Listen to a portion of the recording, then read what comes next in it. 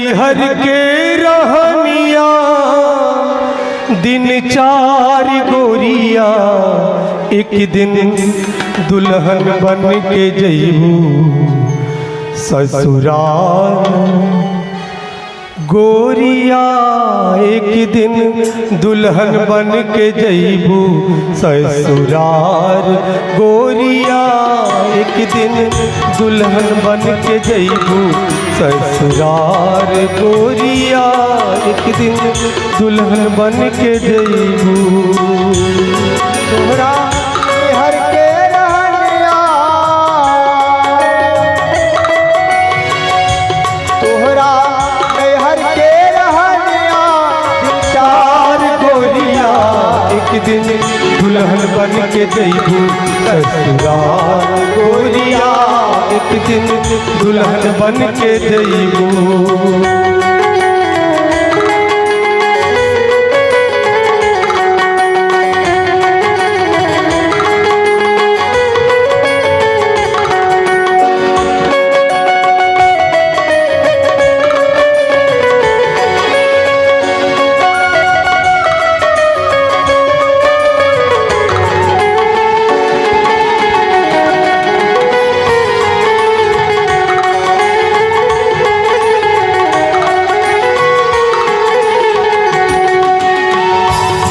कहते हैं कांचे बसवा कटावल ओई के टोलिया बनावल कांचे बसवा कटावल के डोलिया बनावल कांचे बसवा कटावल ओई के टोलिया बनावल कांचे बसवा कटावल के डोलिया बनावल कांचे बसवा कटावल ओई के टोलिया बनावल आके बसवा कटावल के डोलिया बनावल। फिर क्या होगा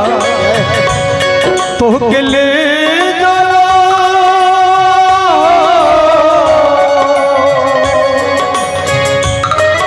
तो के ले चल दिया कि पार गोरिया एक दिन दुल्हन बन के जइबू ससुराल गोरिया एक दिन दुल्हन बन के जइबू ससुराल गोरिया एक दिन दुल्हन बन के जइबू।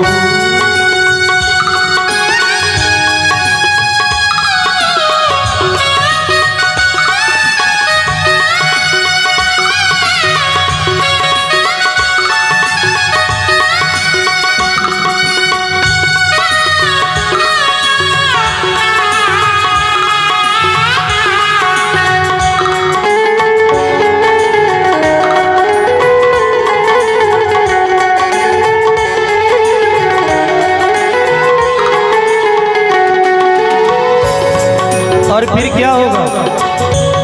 मिलके चार कहरवा आयल तो के टोलिया उठावल मिलके चार कहरवा डोलिया उठावल मिलके चार कहरवा आयल तो के टोलिया उठावल मिलके चार कहरवा डोलिया उठावल मिलके चार कहरवा आयल तो के टोलिया उठावल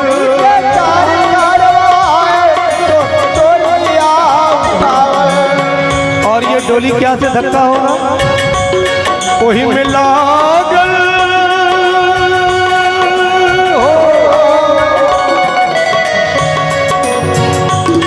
वही में लागल उजला ओहार गोरिया एक दिन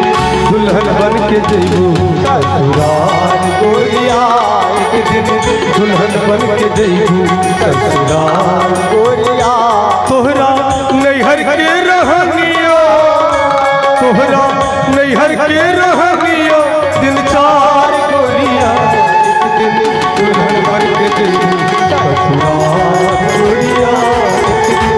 दुल्हन बन के जइबू ससुराल गोरिया एक दिन दुल्हन बन के जइबू